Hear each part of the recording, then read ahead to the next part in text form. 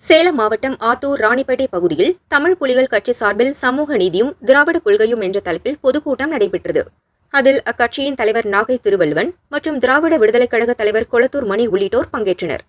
இந்த துப்புரவு பணிக்கு போகிற பெரும்பான்மையான நம்முடைய சமுதாயத்தை சார்ந்தவர்களுக்கு துப்புரவு பணி என்கிற ஒரு பணி இனிமே அரசாங்க வேலைக்கு தேர்வு செய்யப்பட மாட்டார்கள்.